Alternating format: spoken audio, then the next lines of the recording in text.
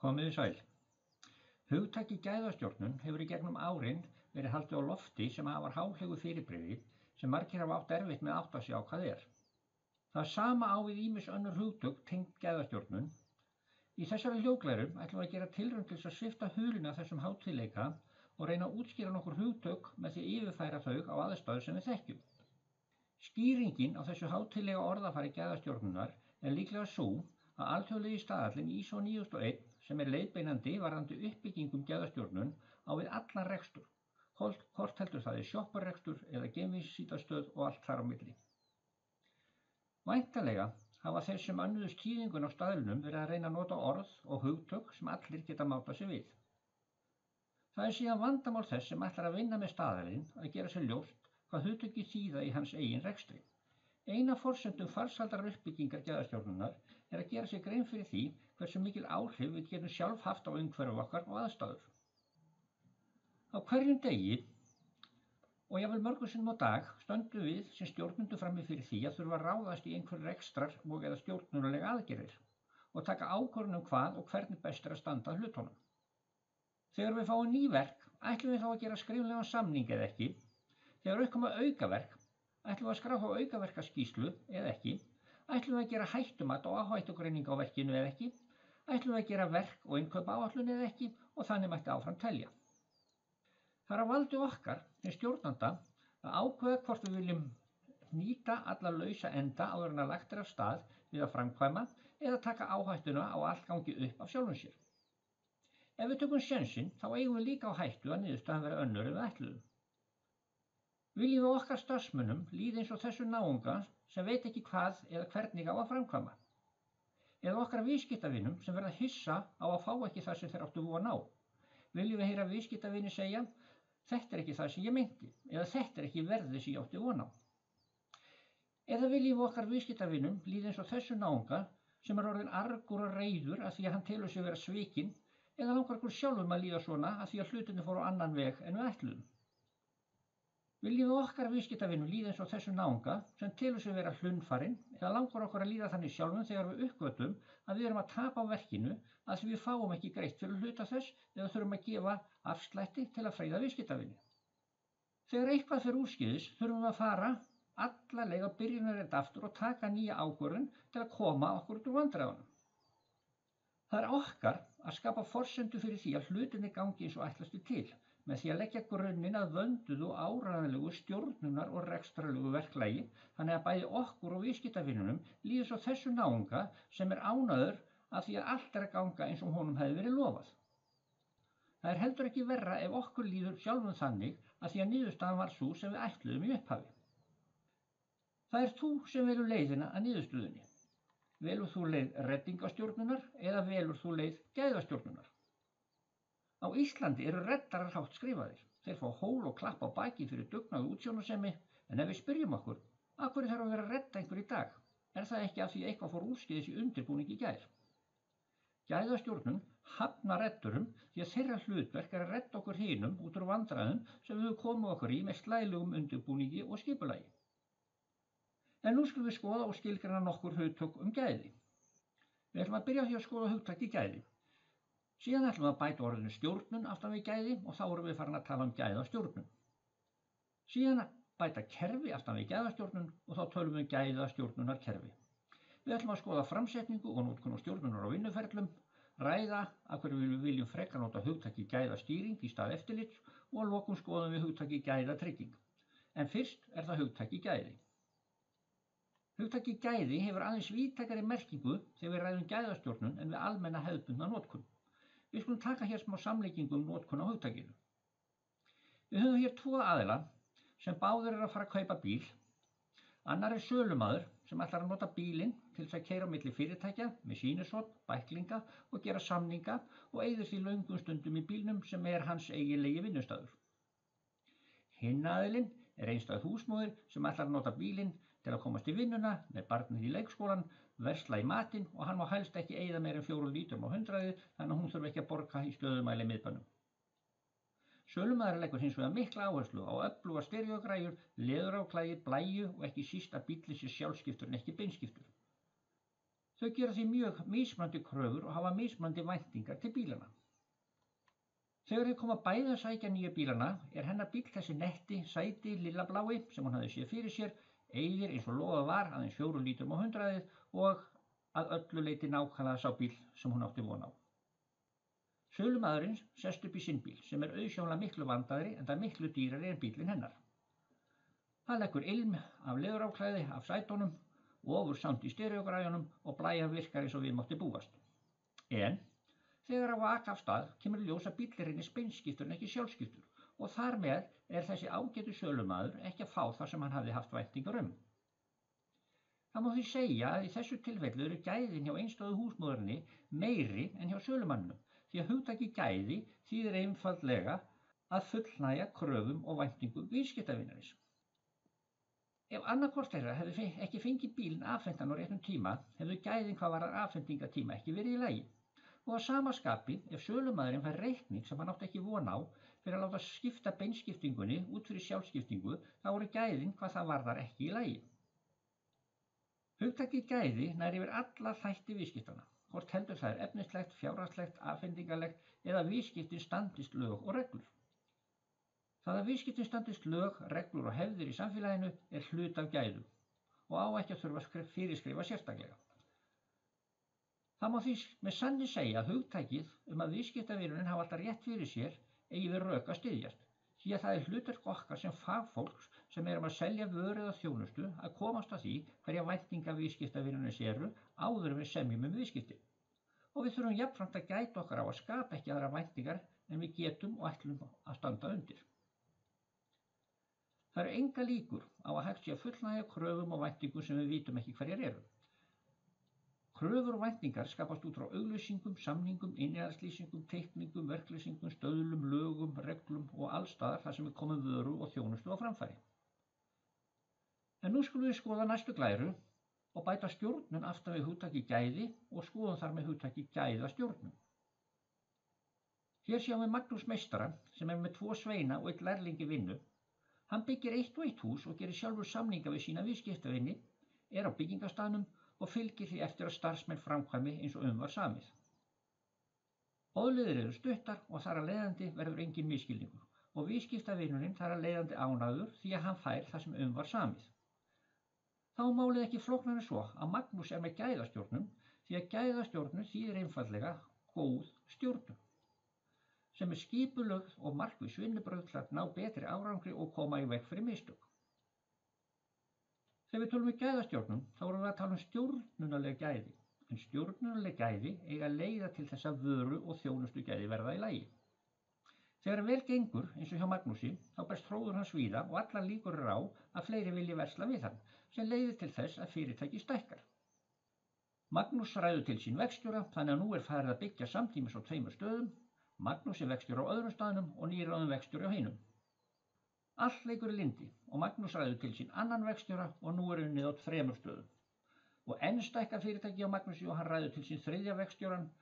Hann sjálfur sestur við skrifborðið að reikna tilboð og gera samninga. En nú þarf hann líka að gera annað sem hann hafði ekki þurft að gera áður. Hann farinn að taka við kvörtunum frá viðskiptavinnum því að verkstjórarnir sem Magnús réði hafa hver sína skoðun á því hvernig að stýra, stjórna og annars daglega umsýslu verkefna. Og það ekki endilega í þeim anda sem Magnús var þekktur fyrir.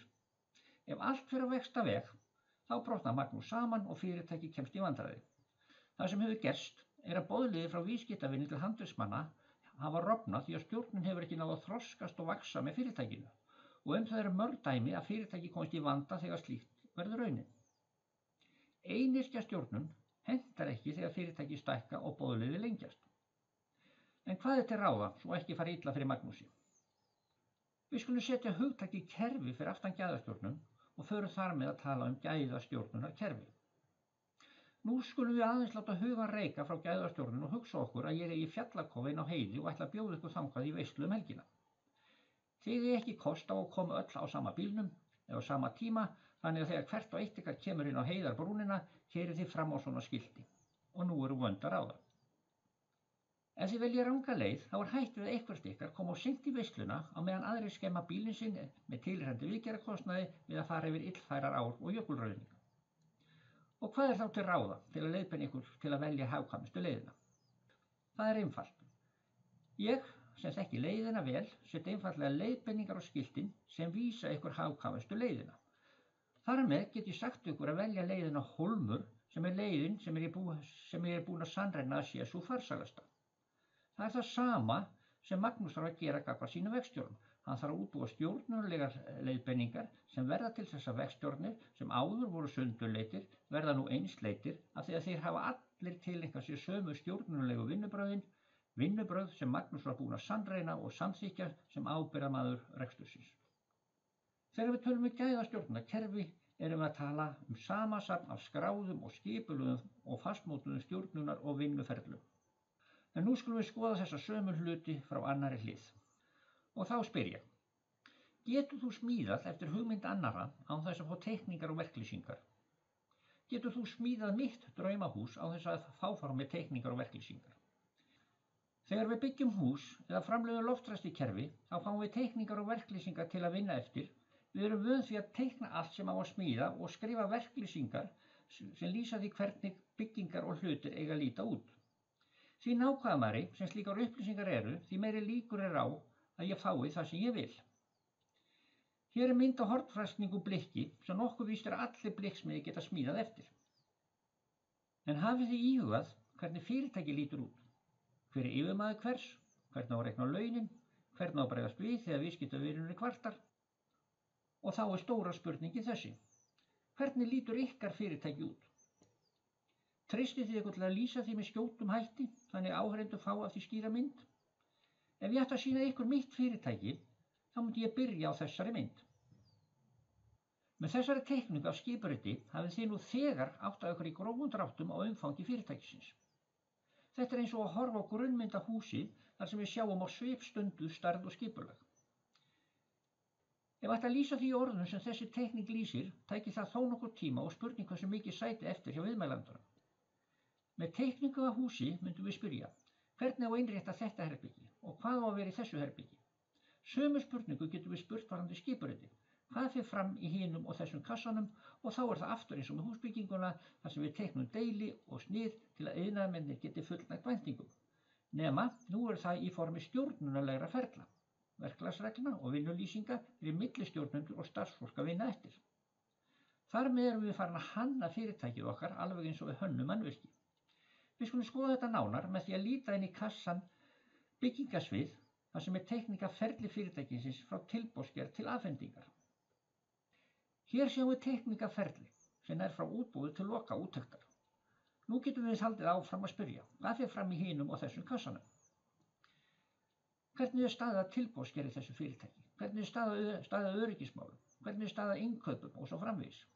Hugmyndafræði gæðastjórnar leggur mikla áherslu á markvissa framleiðslu og þjónustustjórnun og hvernig við höfum eftirlit með að rétt verði unnið. Í stað þess að nota hugtakið eftirlit viljum við nota hugtakið gæðastýring. Hugtakið eftirlit hefur fengið á sig neikvæða ímynd. Við tölum eftirlitsiðnað og sjáum fyrir okkur alvarlegan eftirlitsmann sem horfir yfir öxlina á starfsmanninum og bíður þess að hann geri mistök til að láta hann leiðrétta. Gæðastjórnun hafnar mistökum. Gæðastjórnun vill að við höfum eftirlit með að búið sé að skapa forsendu fyrir því að hægt sé að gera hlutina rétt í upphafi. Við ætlum að stýra gæðum í stað þess að lagfæra mistök. Í því samhengi minni ég á hljóðglæru á vef Samtaka iðnaðarins sem nefnir gæðastýring við verklega framkvæmdir. Til þess að geta stýrt gæðum þurfum við að gera áætlun. Þessa áætlun köllum við gæðastýringaráætlun, oft nefnd eftirlitsáætlun eða innra eftirlit í útboðsgögnum opinberra verkkaupa. Í mínum huga er þetta mikilvægasta stjórntækið til þess að ná árangri við framleiðslu og þjónustu hvort sem er við mannvirkjagerð eða annað. Gæðastýringaráætlun myndast við nákvæman yfirlestur eða rýni væntinga og krafna viðskiptavinarins. Við mannvirkjagerð eru það teikningar, verklýsingar, lög, reglur, staðlar og annað álíka. Samhliða rýninni útbúum við gátlista og eftirlitsblöð til að minna okkur á að kalla eftir tilteknum gögnum og vottorðum, gera prófanir og mælingar og annað það sem útboðsgögn gera kröfur Það er að segja, við rýnum útboðsgögnin, leitum upp í kröfur og tryggjum að það verði skapaðar forsendur til að þeim verði fullnægt. Við skulum skoða hvernig svona ferli getur litið út á teikningu. Hér sjáum við dæmi ferli gæðastýringar frá tilboðsgerð til verkloka hvers verkþáttar. Þetta getum við kallað yfirferli þar sem það inniheldur mörg önnur ferli. Við rýnum gögnin strax við þar sem það inniheldur skráum niður á hvaða forsendum við gerum tilboðið og hvers þarf að gæta ef tilboðinu verður tekið. Það sama gerum við á samningsstigi því að þar er líklegt að vakna spurningar sem ekki er hægt að svara á því augnabliki. En við verðum að minna okkur á að fá svör við áður en byrjar á tilteknum verkþáttum ef ekki eiga að verða mistök. Að samningsgerð lokinni hefst gerð áætlunar gæðastýringu. Fyrir þá starfsmenn sem að gera slíka áætlun í fyrsta sinn eigum við í gæðahandbókinni nákvæma vinnuleiðbeiningu, skjal 3L150802 það hvernig á að gera gæðastýringaráætlun. Þangað sækjum við einnig eyðublað 3S150802 sem við notum til að útfæra áætlunina. Þegar við byrjum að yfirfara hönnunargögnin lið fyrir lið sækjum við gátlista og eða skráningablöð í gæðahandbókina til að skrá minnisatriði eftir þörfum. Að rýni lokinni eigum við skráningablöð og gátlista til áminningar allt sem við þurfum nauðsynlega að muna til að allt gangi upp í verkinu. Þetta geta verið áminningar að óska eftir vottunum á vörum, tryggja tiltekna málningaþykkt á stálbyggjum, tryggja suðumenn með tiltekin réttindi, þjöppun á jarðvegi, skerstyrk á boltum og aðra álíka kröfur tiltekna eiginleika. Síðan skráum við í dagbók verksins hvort gæðastýringaráætlunin gangi eftir og hvernig við bregðumst við ef svo er ekki. Þetta köllum við skráning og mat á eigin frammistöðu.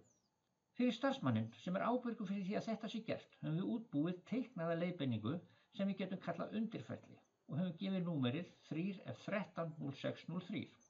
Þessa leiðbeiningu getum við sótt í gæðahandbókina þegar á þarf að halda. Hér sjáum við hvernig búið er að skilgreina í teiknuðu verkferli hvernig færa á dagbók og vinna úr upplýsingum. Hér hefur verið ákveðið að verkstjórar og undirverktakar eigi að færa dagbók og draga það sem skiptir máli og getur haft áhrif á gæði verksins saman í vikuskýrslu. Jafnframt eiga stjórnendur og undirverktakar að halda vikulega verkfundi þar sem þeir útbúa og yfirfara vikuskýrslur sem lið í undirbúningi aðalverktakans fyrir verkfund með verkkaupa. Það skal haldin fundagerð og afrita henni skal senda á eftirlitsmann verkkaupa þannig að hann geti undirbúið sig til að spyrja og svara spurningum á næsta verkfundi. Ef eftirlitið leiðir til þess að það er eitthvað sem þarf að laga vegna frábrigða, þá er það sett á verkbeini til að tryggja að það fari í réttan farveg og að síðar meir verði hægt að sýna fram á úrbætur hafi verið fullnægjandi. Ef einhver stjórnandi eða undirverktaki er ekki alveg viss hvernig hann á að bera sig að við skráningu í dagbók, getur hann farið í gæðahandbókina og kallað fram ennþá ítarlegri leiðbeiningar alveg eins og smiður sem þarf að lesa verklýsingu í tilteknu verkþætti til að átta sig betur á hlutunum. Þannig tryggjum við að viðkomandi stjórnandi fái nauðsynlegar leiðbeiningar og geti brugðist við eins og ákveðið hefur verið. Skoðum hvernig svona stjórnunarleg vinnulýsing getur litið út. Hér sjáum við skrifaða verklagsreglu dag- og vikuskýrslur. Það er þó enginn sem segir að það þurfi bæði að teikna og skrifa. Það er alveg hægt að velja annarkvort, það fyrir allt eftir þörfum og ákvörðunum hvers og eins og hvað gefur nægilega góða mynd af því sem viðkomandi á að framkvæma. Það þarf að gæta þess að fara ekki að skrifa eða teikna verkferla og leiðbeiningar allt mögulegt og ómögulegt, það þarf að vera þörf. Við ætlum ekki að skrifa hvernig á að keyra lyftara, við sendum einfaldlega viðkomandi starfsmann á lyftaranámskeið. En áður en við segjum alveg skil við gæðastýringuna þá skulum við rifja upp áherslumuninn á gæðastýringu og eftirliti. Við ætlum að hætta eða tímanum í að slökkva elda. Þess í stað ætlum við með góðum undirbúningi, rýni samninga, verklýsinga, teikninga, laga, reglna og fleira í þeim dúr að útfæra gæðastýringar áætlun. Síðan notum við áætlunina og þau gögn sem þar liggja að baki sem gátlistar og skráningablöð til að fylgjast með að búið sé að skapa forsendur fyrir réttum, stjórnunarlegum og faglegum vinnubrögðum. Við ætlum að stýra að rétt sé unnið í stað þess að skammast yfir því sem hefur misfarist. Það gerum við með því að hafa allt upp á borðum.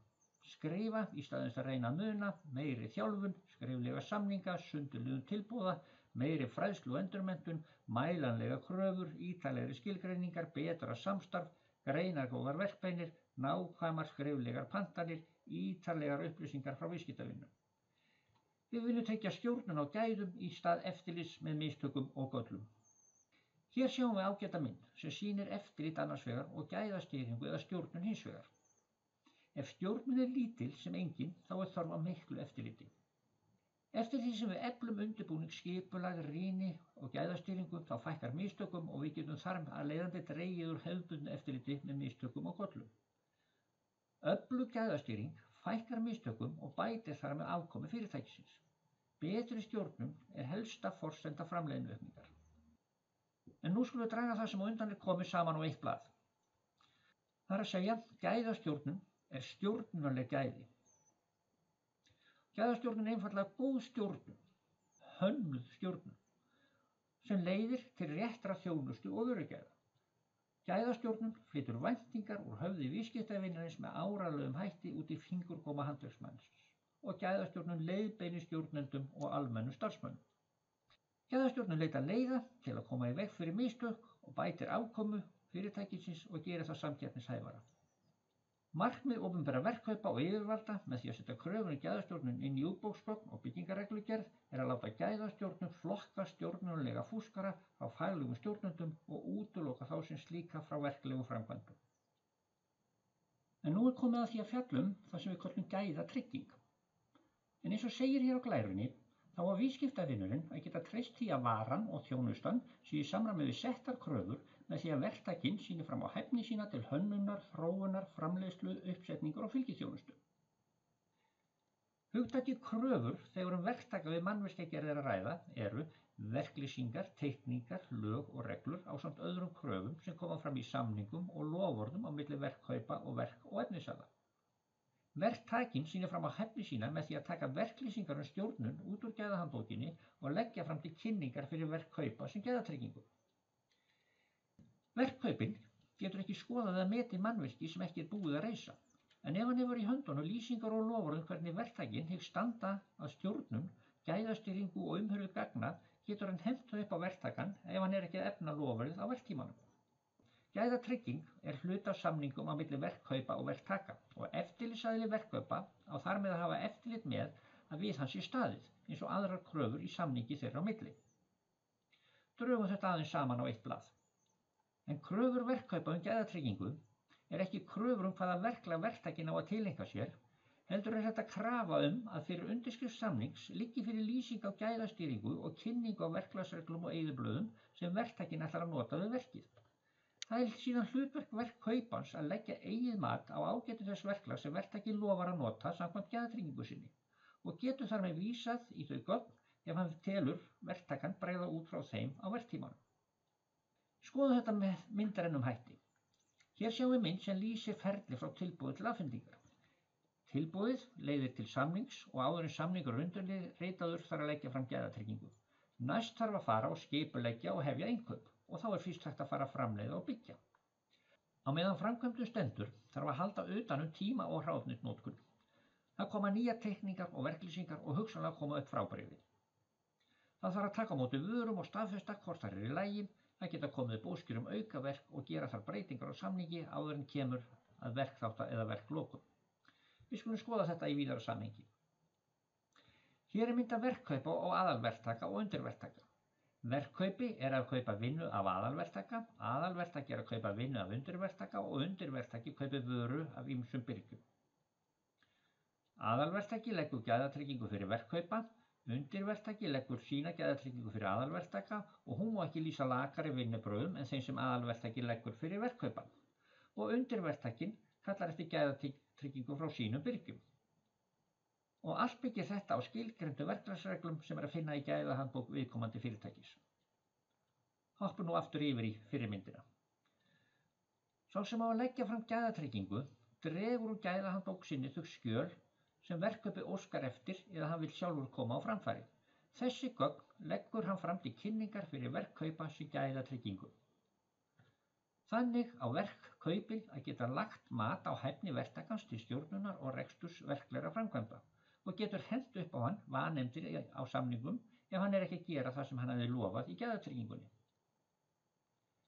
Þeim sem uppfylla ekki kröfur verkkaupa við útboð ætti að vísa frá í stað þess að gera við þá samning, jafnvel þó að viðkomandi hafi verið með lægsta tilboðið. Ef verktakinn fær verkið, þá vistar hann gögnin frá gæðatryggingunni rafrænt eða á pappír. Þar sem hann vistar gögnin köllum við verkmöppu. Verkmappan fer síðan út á verkstað þar sem stjórnendur geta nálgast gögnin til upprifjunar og notkunar eins og önnur gögn sem varða verkið. Við skulum draga þetta saman í eina glæru. Það er að segja, verkmappa er útbúin fyrir sérhvert verk. Blöð er afrituð úr gæðahandbók og aðlöguð að óskum verkkaupans. Verkmappan inniheldur verklagsreglur, starfslýsingar og fleira sem viðkemur verkinu. Verkmappan varðveitir eftirlitsblöð sem hafa verið fyllt út vegna verksins. Við skulum enda þessa hljóðglæru og upptalningu á nokkrum atriðum sem góð stjórnun á að tryggja. Gæðastjórnun á að tryggja meðal annars að hönnuðir tefji ekki verks vegna skorts á teikningum og verklýsingum. Gæðastjórnun á að tryggja að vörur séu rétt afgreiddar. Gæðastjórnun á að tryggja undirverktaka koma umsömdum tíma. Gæðastjórnun á að tryggja að viðskiptavinurinn verði ávallt sáttur við reikninga.